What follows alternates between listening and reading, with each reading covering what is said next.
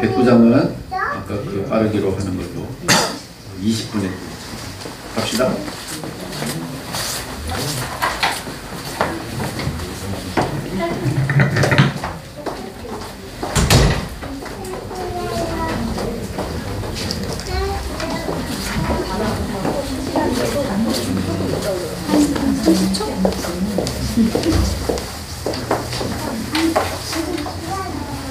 그래도 육박들은 잘 드시나 봐. 아, 잡는다.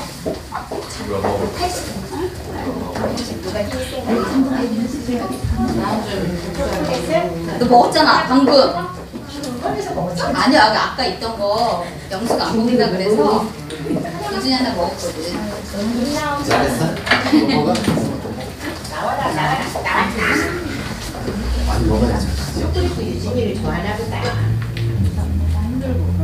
알지 않아요?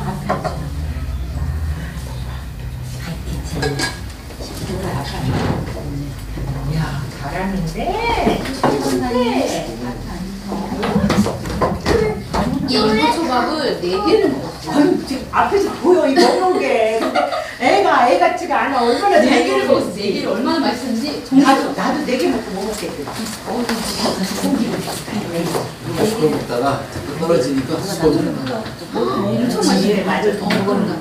엄청 잘 먹었어. 지난주에 김밥 100개 잘 먹더니 그래서 그 4개를 먹었어 유준이가. 그거를 정준아 초밥값 내어갔네. 얘기가 얘기를 키 쏙쏙. 아, 그러고 나들은 쪼꼬리 딸래. 나 쪼꼬리 주는 사람이야. 이리 와, 유준아. 어떻게 여기서 다 유준아, 이리 와. 손 닦아. 4개 먹었으면 배불러지.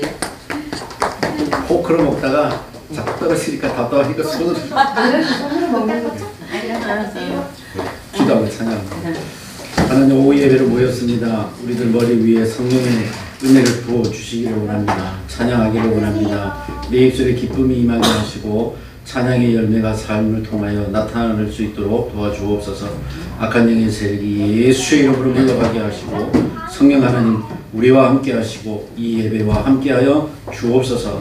말씀을 향하여 마음을 열게 하시고 귀를 열게 하여 주시옵소서. 예수님 이름으로 기도드렸습니다. 아멘. 천명 500 우리 찬양합니다. 오늘은 243장 인생길 험하고 마음이 지쳐 살아갈 용기 없어질 때 나 홀로 앉아서 낙심치 말고 예수님 품으로 나아오시오. 찬양합니다. 나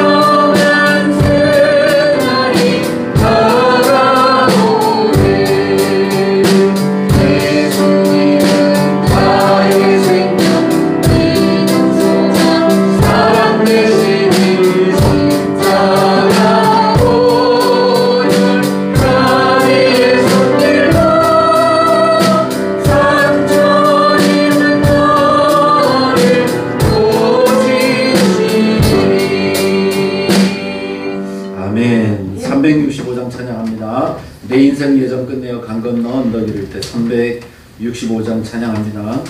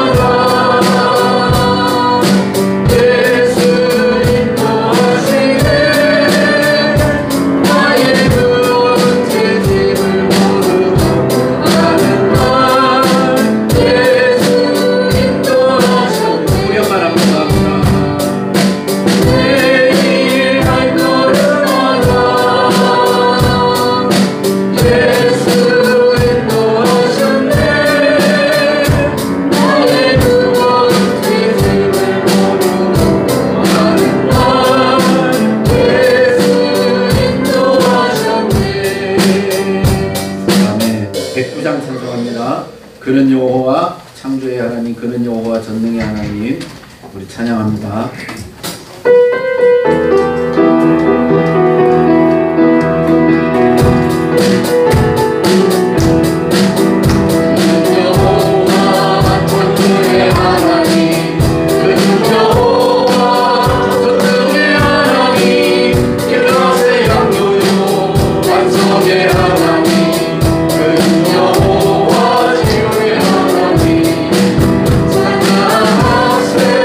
할렐루야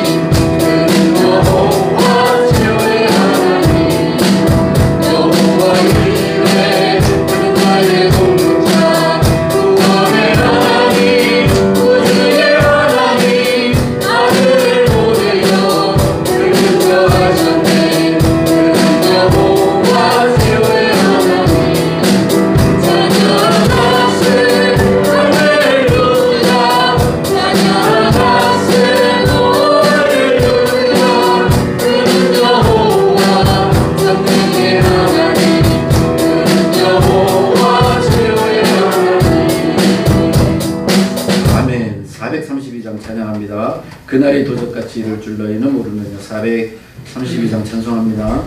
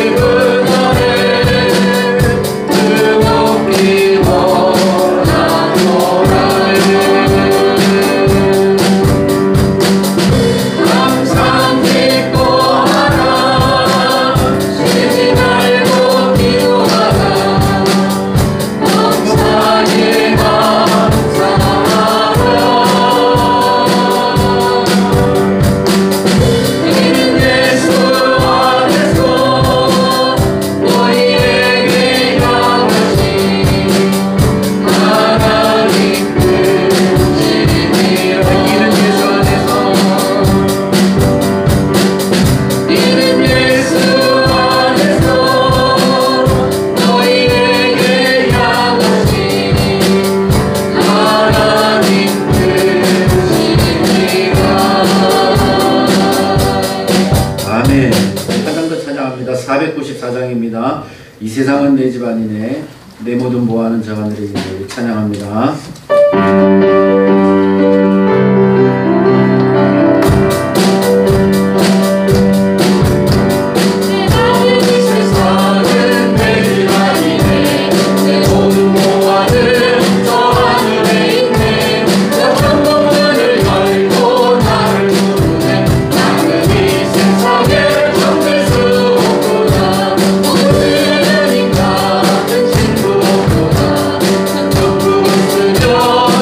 나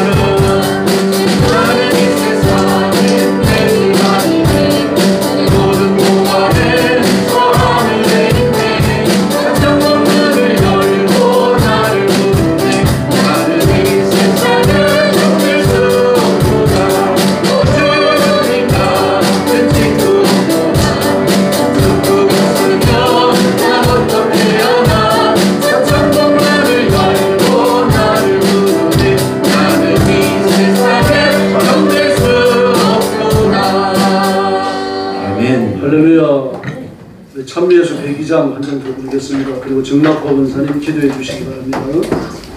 참미예수 대기장입니다.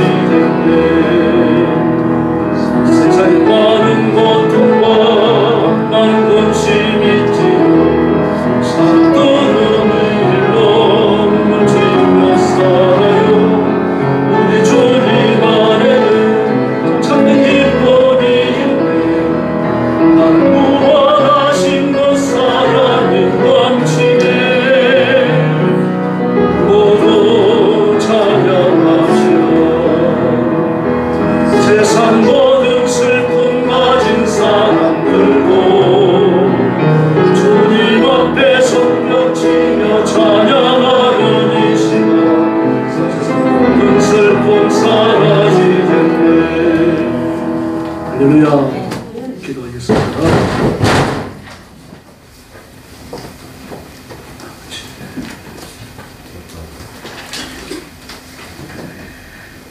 다 같이 기도드리겠습니다. 그런즉 너희는 먼저 그의 나라와 그의 의를 구하라. 그리하면 이 모든 것을 너희에게 더하시리라. 아멘. 할렐루야. 푸른 새싹과 꽃들이 향기가 피어나는 아름다운 계절을 허락하신 하나님 아버지, 오늘도 저희를 사랑하사 복된 예배의 자리로 불러주셔서 예배하게 하시고 오후 예배를 허락하심을 감사합니다. 온 마음을 다하여 예배하는 시간, 성삼위 하나님께서 영광 받으시고 오직 주님만 높여지는 시간이 되게 하옵소서. 우리의 심령에 따뜻한 봄바람이 불어와 새 생명의 기쁨을 누리며 한올의 비밀을 깨달아 알게 하시옵소서. 지난 주간 세상에서 살면서 하나님의 잊어버리고 말과 행동으로 지은 죄가 많았음을 고백합니다. 우리의 호흡이 주님의 손에 있음을 깨닫지 못하고 불순종한 삶을 살아왔음을 회개합니다. 말씀으로 살지 못하고 욕심과 죄악의 길을 걸었던 모습을 용서하여 주시옵소서. 십자가 보혈의 능력으로 우리의 삶을 새롭게 하시고 회복시켜 주셔서 악인의 길을 망한다 하고 하였사오니 모든 악을 버리게 하시고 악을 어떠한 모양이라도 벗어버리게 하옵소서. 모든 것을 새롭게 하시는 아버지 하나님, 우리의 옛사람의 헛되고 제약된 습관을 벗어버리고 성령의 사람으로 거듭나기를 원합니다. 진리와 동행하며 세상의 어떠한 유혹에도 흔들리지 않게 하옵소서. 우리의 입술을 주관하시고 우리의 행실이 주의 영광만 나타내는 복된 인생이 되게 하옵소서. 대한민국을 사랑하시는 하나님 아버지, 이 나라가 하나님의 거룩한 나라가 되게 하시고 십자가를 통하여 이 민족이 하나 되게 하옵소서. 하나님의 도우심으로 우리의 정치가 안정되고 주님의 주시는 능력으로 경제적 어려움을 극복하게 하시옵소서. 이 땅의 대통령과 유정자들이 모든 권세가 하나님으로부터 온 것임을 깨달아 알게 하시고 하나님의 뜻을 충실히 봉행하는 정치를 하게 하옵소서. 다니엘처럼 하나님을 두려워하는 마음과 하나님께서 주시는 지혜로 통치하게 하시고 다윗처럼 넓은 마음으로 포옹할 수 있는 정치인들이 되게 하옵소서.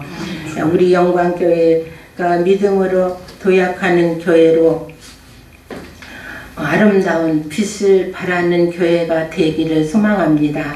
온 천하에 다니며 만민에게 복음을 전파하라 하신 주님의 지상명령을 붙잡고 아직까지 이 땅에 예수 그리스도를 알지 못한 채 죄와 사망 가운데 있는 영혼들을 주님께로 인도하는 일에 정성과 열정을 쏟을 수 있게 하옵소서. 지역 사회에 복음을 전하는 귀한 사명을 감당하는 교회로 영혼 구원의 아름다운 열매를 맺게 하옵소서. 성도들의 삶에 복을 내려주시기를 원합니다. 성도들의 가정에 늘 형통하게 하시고 경영하는 일들이 시들지 않게 하옵소서. 어느 곳에 있든지 생명의 빛이신 주님을 바라봄으로 말미암아 절망이 변하여 한이가 되고 탄식이 변하여 샘솟는 기쁨이 되는 일들이 가득하게 하여 주시옵소서. 이 시간 우리 가운데 역사하실 하나님을 기대합니다. 이 시간 말씀을 선포하시는 목사님께 성령의 기름을 부어주셔서 하나님의 말씀을 온전히 대언하도록 능력에 능력을 더하여 주시옵소서. 말씀을 받는 저희들이 암행으로 화답하게 하시고 말씀의 음해로 저희의 삶의 시절을 따라 풍성한 과실을 맺는 복을 받게 하옵소서. 찬양으로 영광 돌리는 전도사님 그리고 대원들에게도 은혜 내리사 천군천사가 화답하는 찬양이 되게 하시고 그들의 수고와 헌신의 마음속에 은혜와 복으로 채워 주시옵소서. 참 소망이 되시는 예수 그리스도의 이름으로 기도드렸습니다. 아멘.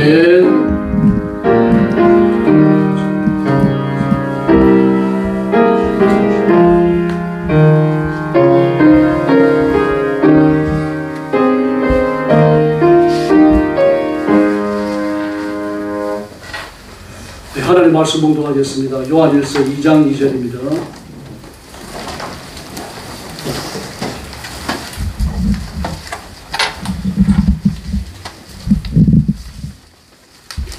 신약성경 388페이지입니다.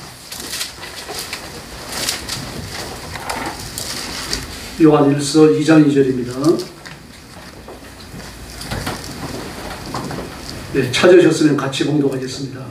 그는 우리 죄를 위한 화목제물이니 우리만 위할 뿐 아니요 온 세상의 죄를 위하심이라. 아멘.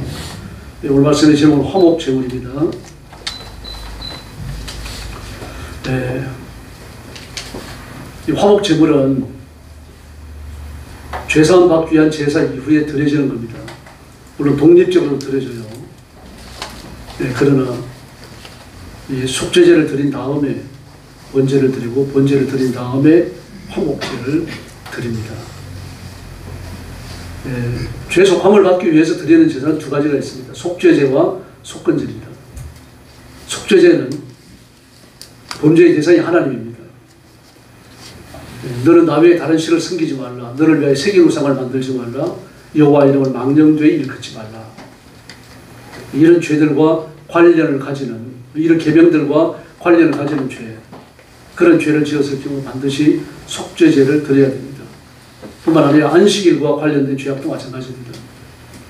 예, 안식일을 기억하여 거룩히 지키라. 계명은 하나밖에 없잖아요. 이 계명을 지키기 위해서 만든 세칙이 273가지라고 합니다. 엄청나죠. 2km 이상의 거리는 못 걷게 했습니다. 노동이 되기 때문에. 두 손으로 들어야 하는 물건도 들지 말라. 노동이 되니까요. 그러나 2km가 넘는 거리는 1.8km 걷고 쉬었다가 또 걷는 괜찮다. 둥가리 아웃이죠. 이런 식의 세칙들이 많아요. 두 손으로 들은 것은 안 되지만 자주 바꿔 들은 것도 괜찮다. 그렇게 되어 있습니다. 불을 껐느냐 전기불입니다. 요즘 지키는 탈무드예요. 요즘도 탈무드가 계속된다고 보면 됩니다. 물론 탈무드라는 이름은 같지 않습니다. 불을 껐느냐 켜지 마라. 불을 켰느냐 끄지 마라. 이 불표 화덕불이 아니고 전기불을 말하는 거예요. 자전거를 타되 땀 흘리면은 땀 흘리기까지 타면 안 된다. 안식일의 세칙이 계속되는 겁니다. 현대에도 안식일의 세칙이 계속 기록되고 있어요. 그런 식의 명령들입니다. 그러나 소를 물먹이기 위해 가지고 물이 있는 네크까지 끌고 가는 건 괜찮다. 소 끄는 건 노동이 아닌가요? 두 손으로 드는 물건은 운반하지 못하게 하면서 이 아니라 염소 소가 웅덩이에 빠졌으면 그런 끄집어내는 건 괜찮다. 돈과 관련되는 건 이래도 괜찮은데 그렇지 않은 것은 안 된다. 아주 좀 야비하고 얍삽한 것을 알 수 있겠죠. 이게 세치얘기라고 하는 건 사실 필요한 게 아닙니다. 안식일을 기억하여 거룩히 지키라. 이 명령은 다양한 환경에서 다양한 사람들이 지켜야 하니까 세칙을 만들 수 없는 겁니다. 저는 제철소, 또 조선소, 뭐 이런 곳에 용광로를 불을 한번 끄면요. 불을 다시 켜는데 돈이 어마어마하게 들어가죠. 그리고 당장 켜지는 것도 아니고 한 달씩 걸린다 그러죠. 전부 다 식어버리면, 그 과정을 전부 열로 채워 넣어야 하니까요. 그걸 열로 채우기 위해서, 뭐 지금도 한 달씩 걸리는지 모르겠습니다만, 박태준 씨가 포항제철을 건설하고 그럴 때만 하더라도 그랬어요. 그래서 위에 막 신학생 때 질문이 나왔습니다. 그래, 용광로 불을 끄야 됩니까? 켜야 됩니까? 막 그렇게 교수님한테 따졌었어요. 그런데 세칙을 만들 수 없는 거 아닙니까? 아무리 주일이고 안식일이지만 사람의 생명이 우선이거든요. 예수님께서 안식일에 노동을 못하게 하셨지만 길섭에 들어가가지고 이 이삭을 비벼가지고 먹는 것은 노동도 아니고 도둑질도 아니다 그랬습니다. 낫으로 비우는 건요. 그건 노동입니다. 도둑질입니다. 해서 안 되는 거죠. 이렇게 다양한 세칙들이 있었는데 이 세칙들을 어길 때마다 속죄제를 드려야 된다. 그럼 이스라엘 백성들은 제사 드리다가 다 죽었을 겁니다. 뭐 굶어 죽었을 거 일도 못하고요. 그래서 그런 세칙들을 제외합니다. 제외하고 하나님의 말씀이 기록된 것을 지키는 거죠. 수송아지나 또 수양을 잡아가지고 각을 뜨고 무릎과 정강이에 가지고 벗기고요. 바깥 걸어간 곳에서 불태웁니다. 피는 번제단 사면에 뿌리고 각을 뜬 고기는 번제단 위에서 화재로 불사릅니다. 각을 뜬다라고 하는 것은 여러 번 말씀드렸습니다만 한 입에 들어갈 만한 크기로 점여되는 걸 말합니다. 그런 양이 됐든 뭐 소가 됐든 그 한 마리 살코기를 발라가지고 점여내려고 하면 그게 쉬운 일이겠습니까? 그러므로 레위인들의 수정을 들지 아니하면, 수정을 받지 아니하면 제사 드리기가 불가능해요. 뭐 만약에 소가 왔다 그러면요, 소를 죽여가지고 각을 뜨는 게 쉬운 일이냐고요. 혼자서 못합니다. 그 일은요. 그래서 그 솔로몬 성전에 보면은 번제단 옆에 세마리띠가 24개 있습니다. 그 24개의 짐승이 전부 다 메어져 있죠. 하루에 24번밖에는 제사를 못 지내요. 번제단이 하나인데 24번의 번제를 드렸으니까 대단한 겁니다. 쉴 새 없이 제사가 드려진 겁니다. 그러므로 제사장이 혼자 감당한 게 아니죠. 여러 제사장이 돌아가면서 한 겁니다. 순번제로 돌아가고 또 돕는 레위인들도 돌아가고. 그러므로 번제단은요, 피가 마를 새가 없는 데입니다. 그렇게 피가 낭자한 곳, 피냄새가 막 진동하는 곳, 그것이 번제단입니다. 끊임없이 짐승을 죽이고 사람을 와서 고르반하고요. 이렇게 하면서 번제가 드려지고 사람의 죄가 용서됐던 겁니다. 그래서 속번제입니다. 속번제는 범죄의 대상이 사람이에요. 뭐 도둑질이나 사기친다든지 뭐 강도질했다든지 뭐 이런 것을 의미하는 겁니다. 뿐만 아니라 이웃이 먼 여행을 가면서 짐승을 맡겨놓습니다. 달걀은 몇 마리 있으면 괜찮겠는데 뭐 그것도 곤란한 거죠. 왜냐하면 한두 마리 잡아먹고는 이거 일어났더니 달기 못 맞았다 그러면 어떻게 할 겁니까? 잡아먹었다는 걸 증명할 수가 없잖아요. 그 정언거리가 좀 괜찮아요, 그건요. 그런데 소를 그랬다. 어느 날 일어나 보니까 소가 한 마리 없지 뭔가 그러면 뭐라 그럴 거예요. 아무리 맡겼다고 하더라도요. 이제 그럴 경우에 제사장이 개입을 합니다. 그리고 이모 저모를 잘 살피는 겁니다. 그리고 제사장은 똑똑해야 돼요. 좀 엉성한 사람 여러분이 다 넘어갈 거 아닙니까? 아주 매끄러운 세치 혀로 거짓말을 해놓으면 다 넘어갈 거 아닙니까? 그러나 대부분 참아냅니다. 잡아내고 찾아내고 그러면은 5분의 1을 더 해야 돼요. 소를 한 마리 물어주는 거 말할 것도 없고 5분의 1을 하나님 앞에 벌금으로 내야 됩니다. 그리고 속죄제로 속건제를 드려야 돼요. 속건제 드려야죠. 다시는 죄를 짓지 않겠다고 결심하는 번제를 드려야죠. 그리고 하나님께서 내 죄를 용서해 주셔서 감사하다고 하는 화목제를 드려야죠. 제사를 3번 드려야 됩니다. 거기 들어가는 비용은 또 얼마입니까? 그러므로 죄 짓지 말라는 얘기입니다. 또 그런 것뿐만이 아니라 옛날에 보면은 뭐 양이 됐든 염소가 됐든 소가 됐든 우리에 있지 않고 뛰어나와가지고 거리에 긍둥긍둥 돌아다니는 게 있어요. 뛰는 것도 있고. 그럼 그걸 얼른 잡아채갖고는 보면 누구를 건지 알잖아요. 자기 소가 아니라는 것도 알고. 그럼 그걸 잡아채가지고 가버립니다. 가가지고 팔아먹든지 잡아먹든지 하는 거죠. 이제 이런 사람도 속건제를 들어야 돼요. 누군가를 보고 있어요. 거짓말하고 속이는 것도 한계가 있는 거죠. 하나님 앞에서 진실의 잣대를 들이대면 말하게 되어 있습니다. 또는 유대인들이잖아요. 그런 상태에서 속인다고 하는 건요, 그건 전문가입니다. 구원받았다고 보기 어려운 사람이라고 보는 거죠. 네, 그래서 속건제나 속죄제는 사람의 죄를 사하는 제사입니다. 하나님의 용서와 법정적 의가 선포되어야 하고요. 그리고 법정적 의를 추구합니다. 또 하나님께서 용서하신다는 선포가 있어야 됩니다. 그래야만 지옥 형벌이 면제되는 거죠. 그리고 이것은 단순한 연민의 정으로서 행하시는 하나님의 법이 아닙니다. 법정적 의예요. 너라고 말씀하시면 내 죄를 짊어지고 지옥에 떨어지는 겁니다. 뭐 소를 10마리 드렸든 100마리 드렸든 아무 상관없어요. 그 10마리 소를 드린 정성과 값을 짊어지고 100마리 드린 그 정성과 값을 짊어지고 지옥에 떨어지는 겁니다. 그러므로 모든 제사는 그리스도의 십자가 희생을 전제하는 겁니다. 이게 전제되지 않는다면 아무것도 아니죠. 그래서 구약의 모든 역사와 사건들은 쇼에 불과한 겁니다. 이방인이 드리는 제사나 하나님 앞에 바치는 이 레위기서의 5대 제사는 뭐가 다릅니까? 다 똑같죠. 마야인들은 사람을 제물로 바쳤어요. 거기에서 나온 습관들 중에 남아있는 게 뭡니까? 심장이 뛰고 있을 때 먹으면 그 사람의 지혜와 지식을 내가 얻게 된다. 이런 거예요. 그걸 바탕으로 쓴 소설이 헤밍웨이가 쓴 하얀 낙입니다. 하얀 낙이. 단편인데. 예. 그게 보면 그런 이야기가 나오고 속성이 나옵니다. 시인에 관한 이야기가 나오고 심장을 먹으면 심장을 가진 사람의 지혜와 지식을 내가 얻게 된다고 말합니다. 그런 부족이 아프리카 밀림에 살고 있었고 말이죠. 또 남아메리카에 살고 있었고 그런 내용들이 기록되어 있습니다. 네, 이처럼 말입니다. 그런 제사와 이신 제사와 하나님 앞에 드리는 제사의 차별이 없다는 얘기입니다. 하나님께서는 제사를 직접 받으시고 우리 죄를 사하시고 하나님과 우리 사이에 화목을 선포하여 주시는 줄로 믿습니다. 그래서 화목이라고 하는 건요, 이 속건제와 속죄 제사 이외에 또 다른 드리는 제사입니다. 네, 그래서 이 화목 제사는 속건제와 속죄제를 드린 사람이라고 하면 반드시 드려야 됩니다. 하나님과 우리 사이에 화목을 선포하기 때문에요. 이 속죄제와 속건제, 범죄까지는 법적이 된 거예요. 그럼 법적인 의무를 완성했다 그래가지고 모든 게 다 제 위치로 돌아가는 건 아니죠. 제가 아는 집사님 한 분이 아주 어릴 때부터 같이 자란 친구입니다. 또 사업 수완도 있고요. 이 집사님도 사업을 하는 분입니다. 그때쯤 해가지고 충청도 어느 지역에서 그때만 하더라도 그 집단주택 연료 공급권이라고 있었습니다. 주로 벙커시로 떼었어요. 이제 12층 이하로 되는 그런 아파트 단지 또는 이제 뭐 4, 5층 되는 빌라 단지에 이 연료를 공급하는 겁니다.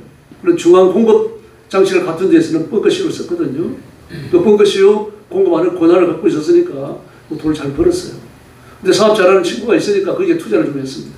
그런데 아주 떼었어요. 부도가 난 겁니다.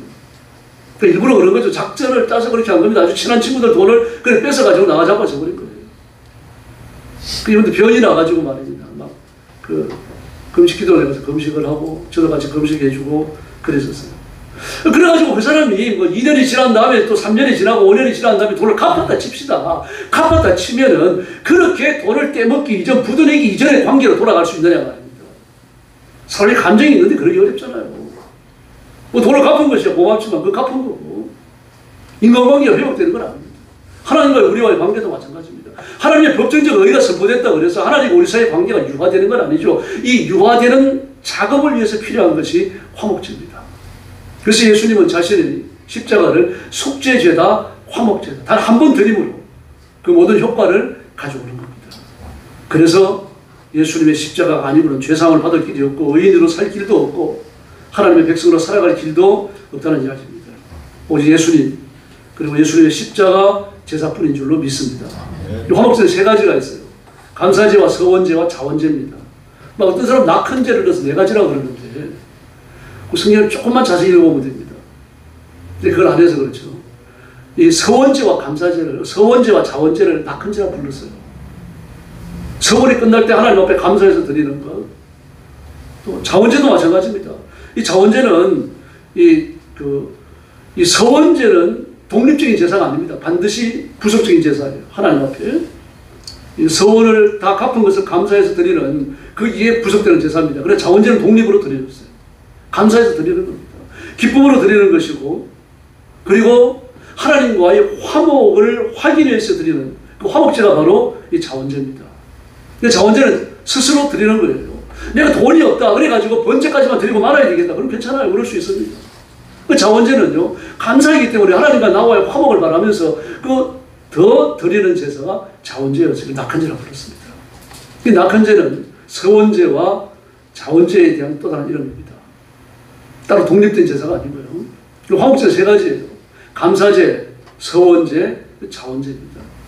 감사제는 말 그대로 하나님 앞에 빈번하게 드린 화목제가 감사제입니다. 이 제사는 독립적으로 드려졌어요. 하나님 은혜가 감사합니다. 그래서 드리는 제사는 화목제를 드리고 짐승은 각을 떠서 번제단 위에서 불살라 화제로 드렸던 겁니다. 서원제는 말 그대로 서원이 끝난 다음에요. 민수기 29장 39절을 보면요. 너희가 이 절기를 당하거든 여호와께 이같이 드릴지니 이는 너희의 서원제나 낙헌제로 드리는 번제, 소제, 전제, 화목제 외에 드릴 것이니라. 아멘. 서원제와 낙헌제. 이 다른 제사에 대한 이름이 아니고 한 제사를 두 번 부른 겁니다. 서원제, 낙헌제. 그렇게요. 서원이 이루어졌을 때 하나님 앞에 드리는 겁니다. 그래서 여기 7장을 보면 감상으로 드리는 화목제물의 고기는 드리는 그날에 먹을 것이요 조금이라도 이튿날까지 남겨두지 말라. 반드시 그렇게 하라. 또 서원이나 자원하는 제사이면 그 제물을 드린 날에 먹어야 돼요. 이튿날까지 남겨두면 안 돼요. 그래서 감사제는 이튿날까지 먹을 수 있고요. 서원제나 자원제는 당일에 먹어야 됩니다. 제사 중에서요. 하나님 앞에 제사를 드린 후에 하나님과 내가 함께 식사를 나누는 자리, 그게 바로 화목제입니다.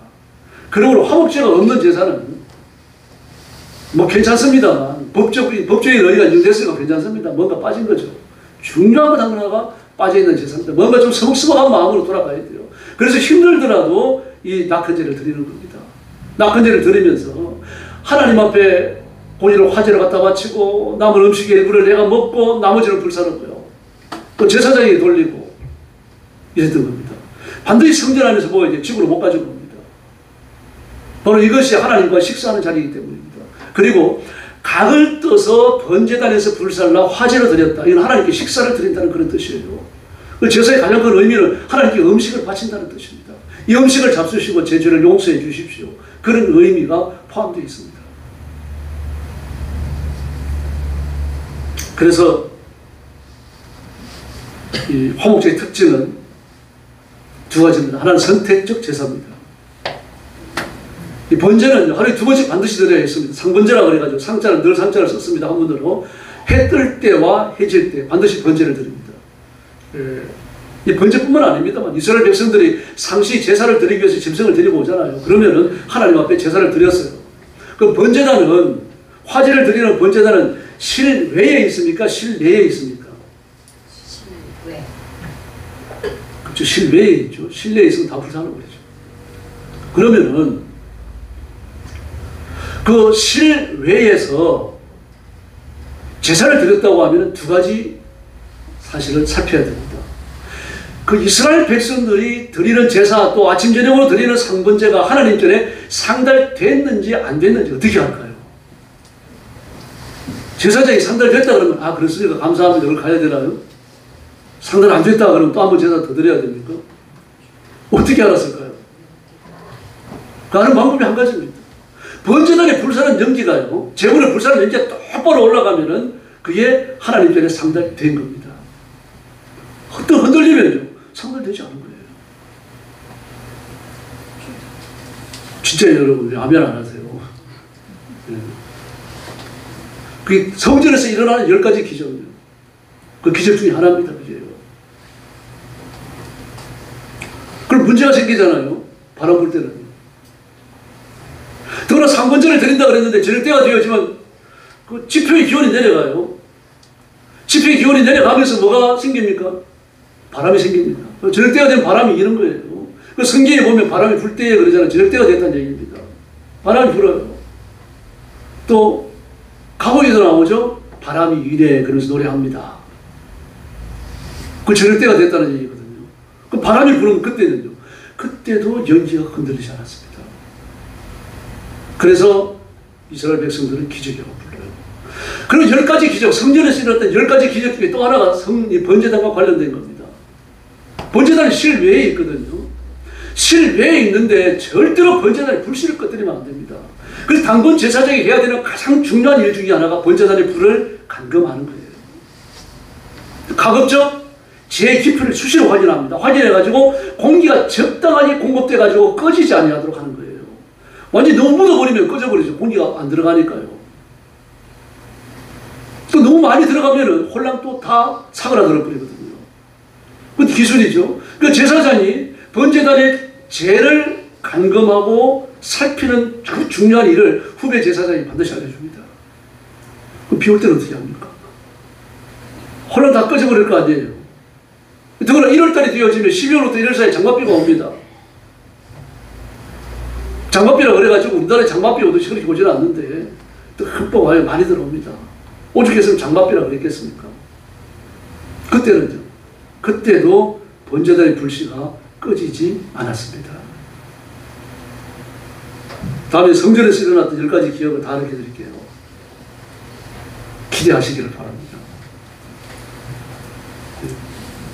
제사라고 하는 것은 인간의 열심만 갖고 안 됩니다. 반드시 하나님께서 제사를 받으시는 그 열정, 구원의 은총에 대한 하나님의 준비, 이런 것들이 반드시 필요합니다. 근데 중요한 사실은 하나님께서 내가 하나님 앞에 나오기를 기다리신다는 사실이에요. 그 요한복음에 보면 뭐라 그러십니까?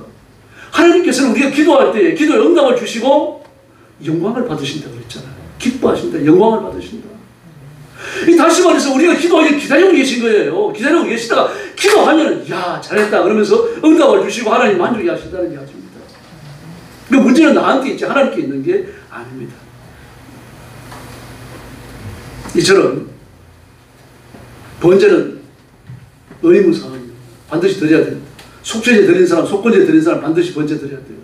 그러나 화목제는 선택사항입니다. 드릴 수 있고 안 드릴 수 있어요. 감사제, 서원제, 자원제. 그 서원제는 선택사항이 아닙니다. 그건 반드시 드려야 돼요. 서원이 끝났을 때 드려야 됩니다. 그러나 감사제와 자원제는 선택제사입니다. 그런 걸 가난하면 못 드릴 수 있죠. 그리고 재물의 일부는요. 두 번째 특징인데 재물의 일부는 반드시 그 첫 번째 화목제의 첫 번째 특징은 선택한다고 하는 것. 두 번째 특징은 반드시 사람이 먹습니다. 제사장이 먹고 제사 드리는 사람이 같이 먹었어요. 네, 그래서 하나님과 인간 사이에 이루어지는 거룩한 식사, 신령한 식사입니다. 화목 제물로는 소나 양이나 염소로 드렸고요. 새는 드릴 수가 없었어요. 새는 안 됩니다. 그러나 속죄제는 새를 드릴 수 있어요. 새만 드릴 수 있는 게 아닙니다. 속죄제의 규례를 보면요. 소를 살 돈이 없으면 양을 사면 됩니다. 양을 살 돈이 없으면 새를 사면 돼요. 새를 살 돈도 없으면요. 복공곡식 10분의 1 예방합니다. 그 중에서 한 움큼 예방합니다. 그때 우리를 달아봤다 그러면 랍비가 와서 강의하는데 이걸 달아봤다 그래요. 4g 정도 된답니다. 4g. 다시 말해서 죄를 용서받지 못할 길은 없다는 이야기입니다. 내가 재물이 없어서, 내가 돈이 없어서, 내가 가난하기 때문에 속죄 제사를 드릴 수가 없습니다. 이 말을 할 수 없게끔 되어 있다는 얘기입니다. 아무리 가난해도요. 4g의 곡식 볶은 것은 있잖아요. 곡식 볶은 가루죠. 그 가루를 드리면 되는 겁니다. 그 아즈카라라고 그러죠. 그걸요. 일부 조금만 받으시고 전부 다 받은 걸로 간주해 주시는 거예요. 아즈카라 연충이에요. 이게 십자가 연충입니다. 예수님 한 분이 자신의 몸을 제물로 삼아서 십자가의 제사를 지냈지만 예수 믿는 모든 사람이 동시에 하나같이 구원을 받는 겁니다. 마찬가지입니다. 우리가 드리는 제사가 아즈카라입니다. 그래서 적은 걸 드려요. 적은 시간 기도하고 적은 시간 예배하고 적은 시간 찬송을 부르지만 하나님께서는 하나님과 동행한 걸로 일생을 동행한 걸로 하루를 동행한 걸로 쳐주시는 겁니다. 아즈카라의 연축으로 살아갑니다. 바로 이것이 화목제 속에 들어있습니다. 이제 화목제와 관련되어진 규칙이 있습니다. 내장을 둘러싼 기름은 반드시 하나님께 드려야 됩니다. 저는 소 내장을 못 봤는데 돼지 내장들 옛날에 동네에서 돼지 많이 잡았어요. 명절 때가 되었죠. 그런데 사람 내장을 봤습니다. 수술하는데 들어오라고 해서 들어가서 봤는데 기름이 많아요. 복부를 완전히 감싸고 있어요. 네, 좀 미안합니다. 네, 그런데 여러분, 내장을 감싼 기름이거든요. 사람하고 똑같습니다. 이 등부터 배에 이르기까지 내장을 다 감싸고 있어요. 콩팥을 비롯해가지고 창자까지 전부 다 감싸고 있는데 그 기름을 벗겨내가지고 하나님 앞에 드려야 합니다. 그러나 콩팥은 드릴 수가 없어요. 창자도 못 드립니다. 양 같은 경우에는 꼬리를 같이 드리죠. 꼬리에 붙어 있습니다. 그 기름이요. 그러면 꼬리와 함께 내장을 감싼 기름을 하나님 앞에 바쳐야 됩니다. 여러분들 다큐멘터리를 보면 알겠습니다만 그 중동 지역, 건동 지역의 양의 꼬리가요. 엄청나요, 여러분. 엉덩이 말이에요.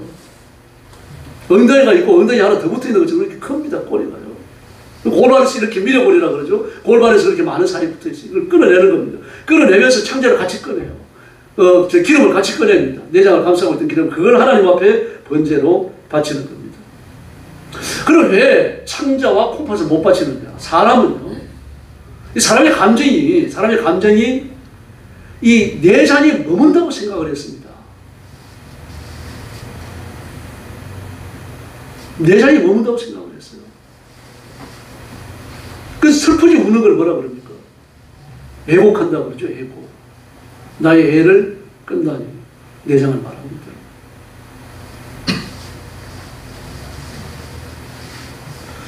이처럼 그 감정이나 슬픔이나 죄된 모든 것들이 말입니다. 자기 내장이 머문다고 생각했는데 이걸 하나님 앞에 드리지 않겠다는 거예요. 드리지 마라, 바치지 마라. 네, 그런 성경적 교훈을 지니고 있습니다. 그 사람의 감정과 인격과 정서, 행위, 순화되지 못한 것들이 전부 다 그 속에 내재한다고 봤던 겁니다. 그래야 하나님 앞에 거룩한 제사가 됐고, 화목제는 이렇게 제사 드리는 사람이 가장 좋은 것, 기름을 드린다라고 하는 것이 가장 좋은 것을 말합니다. 이걸 하나님 앞에 바친다라고 생각을 했던 것입니다. 또 하나님 그렇게 받아주셨어요. 바로 이 제사의 신약적 의미는 준비된 제사를 말합니다. 가인과 아벨의 제사를 보십시오. 아벨을 어떻게 드립니까? 믿음으로 드렸다라고 되어 있는데 1년 된 양을 구별하여 하나님 앞에 바칩니다. 그냥 드리지 않았어요. 그때 1년 된 것을 바치라 그런 규정이 없을 때입니다. 그건 모세 오전에 와서 만들어지죠. 레위기에 와야 만들어져요. 그러나 그때 이미 창세기 4장에서 아벨은 이미 그런 규례를 스스로 만들었던 겁니다. 다시 말해서 양을 기르니까요. 언제쯤 양이 가장 귀한지 아는 겁니다. 왜 1년 안쪽이 양일까요? 이유가 뭘까요? 희귀 때문이에요. 1년 안쪽에 양은 털이 깁니다. 1년이 넘어가면요. 그때 아예 머리로 바뀌어져요. 양털이 누리끼리해진다는 이야기입니다. 1년 안쪽에서는 양털이 눈처럼 신세계예요. 그러므로 가장 깨끗한 것, 가장 순결한 것을 하나님 앞에 바친다라고 하는 것을 아벨은 본능적으로 양을 키우면서 깨닫고 있었어요. 그래서 1년이 넘는 건 안 드렸습니다. 1년 된 걸 골라서 드렸던 거예요. 가인은 어떻습니까? 가인은 아벨과 같지 않았어요. 되는 대로 뽑아갖고 드렸던 거예요.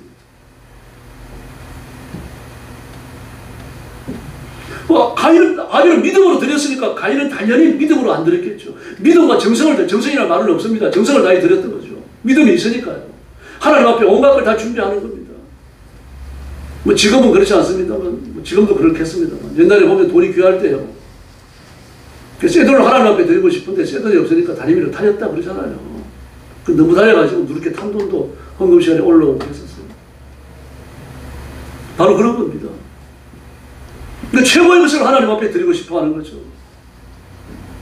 네. 우리 예배가 마찬가지입니다. 우리 성결한 모험과 목숨까지 하나님 앞에 드리는 거죠. 헌금도 준비를 해야 되고요.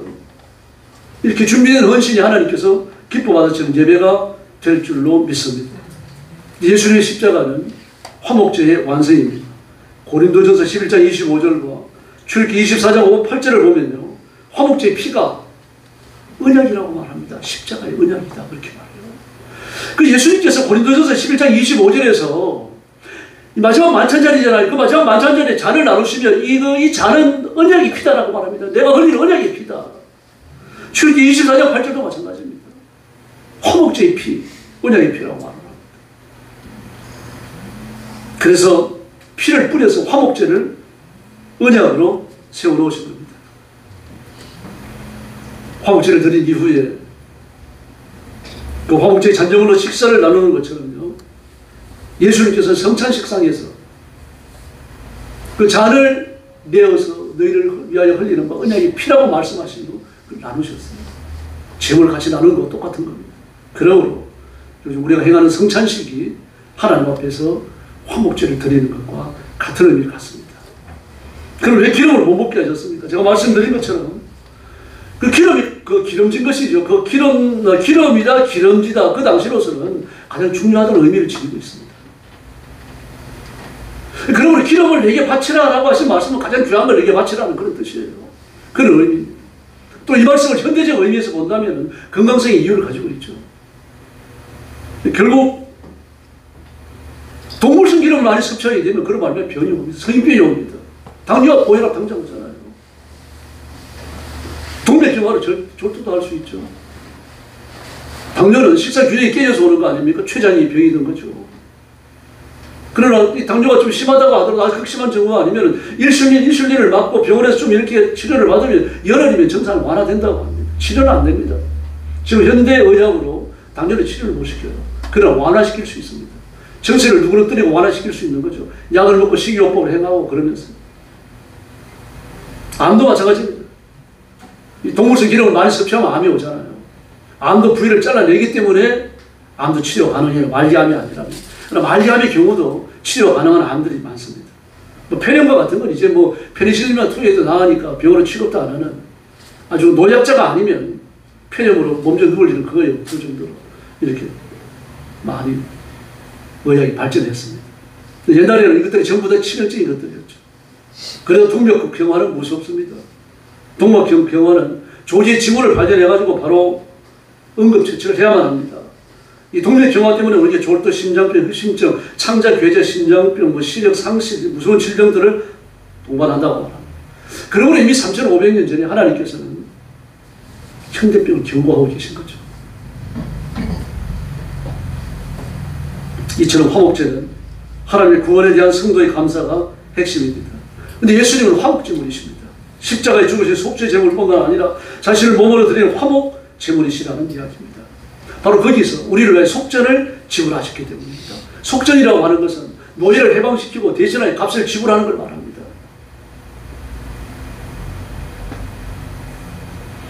또 속전의 지불이고 또는 기업 부르기가 있죠.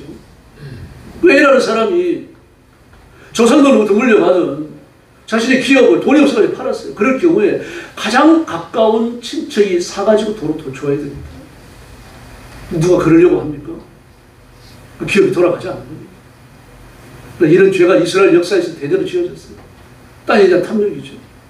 이게 하나님에 대한 저주와 심판을 불러오게 됩니다. 지금도 마찬가지입니다. 하나님은 누구에게도 땅 한 평 주지 않으셨어요. 아담과 하와를 하나님의 형상대로 지었어요. 형산이라고 하면 첼렘입니다. 첼렘.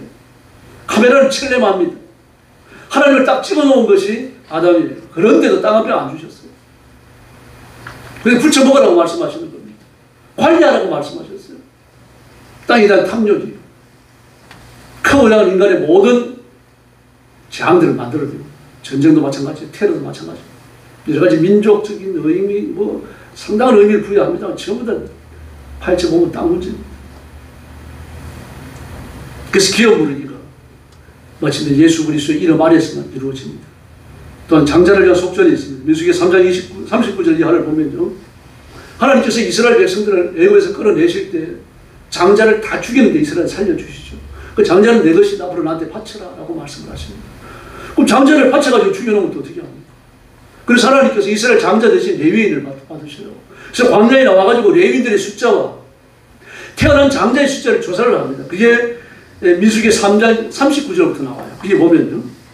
레위인의 1개월 이상 된 남자를 세었더니 22,000명입니다. 그게 51절에 나옵니다. 그 다음에 42절을 보면요. 처음 태어난 자를 계수했더니 22,237명이에요. 22,073명. 22,073명. 그러면은 레위인을 세었더니 22,000명이고 22,073명이면 2,073명이 많은 거 아니에요. 그러니까 한 명당 속전을 20개라는 계산합니다. 그랬더니 전부 다 1,365개라가 돼요. 성전세계로요. 그리고 이걸 하나님 앞에 바칩니다. 아론에게 바치는 거죠.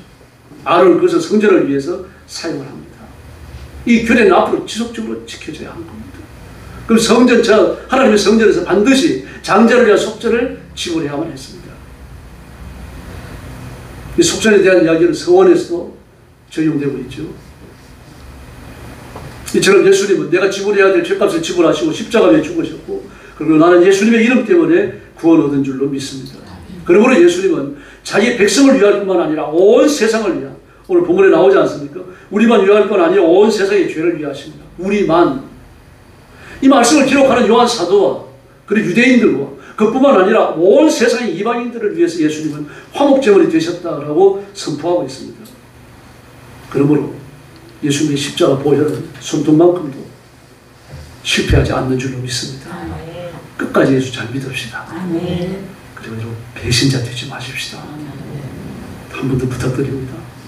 나라와 민족을 위해서 뜨겁게 기도해 주시고 주님의 성 붙들고 나가시고 승리하고 복받는 성도들이 되기를 예수님의 이름으로 축원합니다. 기도하겠습니다. 자비로운 오신 아버지 감사합니다. 오늘도 저희들 화목제물이 되신 예수님에 대해서 살펴봤습니다. 우리를 죽음과 저주에서 끌어내시고 하나님과 화목시켜 주시고 천국에까지 가서 하나님의 자녀로 영생을 누리고 하나님을 영원토록 찬양하고 예배하는 거룩한 직무를 감당하게 하셨으니 감사합니다. 이 직무에 종사하며 하나님 앞에 영광 드리고 기뻐하고 감사하면서 이 세상을 위한 화목제물이 되어 그리스도의 길을 따르게 하여 주시옵소서. 열심히 전도하고 구원받아야 할 사람을 위해서 가슴에 품고 울고 구원의 큰 사역을 하나님과 더불어 감당해 나가는 깨어있는 종들이 되게 하여 주시옵소서. 이 나라와 민족을 주님 앞에 맡깁니다. 이 나라와 민족 앞에 살 길을 열어주시고 공산주의를 하고자 하는 사람들의 계획이 무너지게 하여 주시기를 바랍니다. 그 악한 사단의 권세가 깨어지게 하여 주시기를 바랍니다. 대통령의 분별력과 판단력을 허락해 주시고 민족을 살 길로 이끌어가는 하나님의 종의 직무를 감당케 하여 주시옵소서. 천만 그리스도인들이 깨어서 민족을 끌어안고 기도하게 하여 주시옵소서. 예수님의 이름으로 간절히 기도 올려옵나이다. 아멘.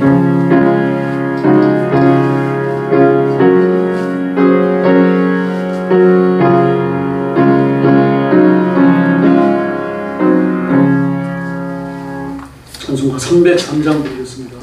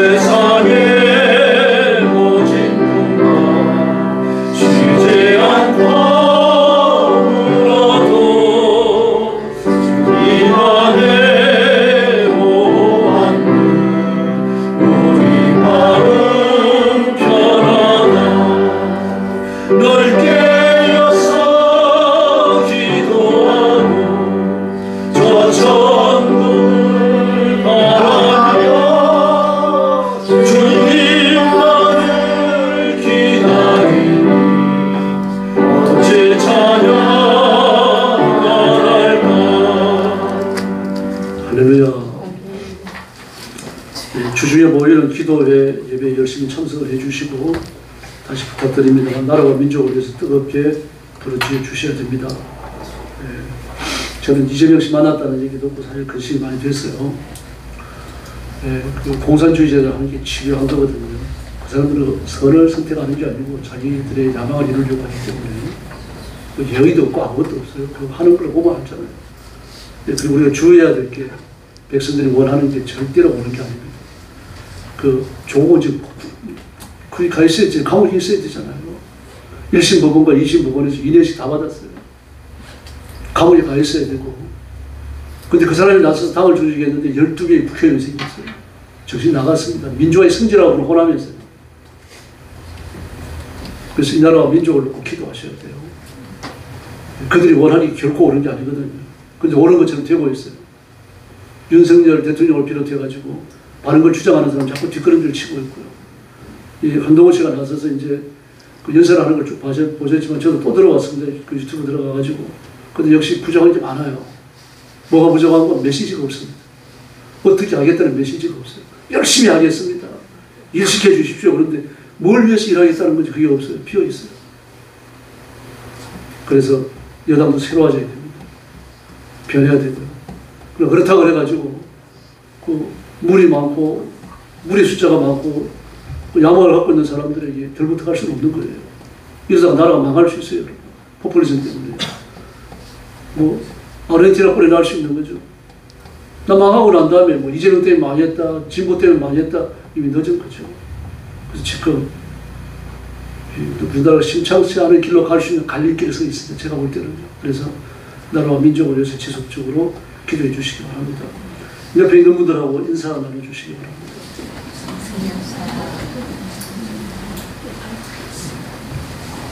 한 번 더 인사하시죠. 예수님만 잘 따릅시다. 할렐루야. 축도하겠습니다. 이제는 우리 구주 예수 그리스도의 은혜와 하나님 아버지의 극진하신 사랑과 성령님의 도우심과 인도하심과 교통하심이 오늘 예배에 참석하여 은혜 받고 말씀을 따라 복받고 승리하며 이 땅 위에 하나님의 통치를 선포하며 살기 원하는 사랑하는 모든 성도들 머리 위에 영원토록 함께 계실지어다. 아멘.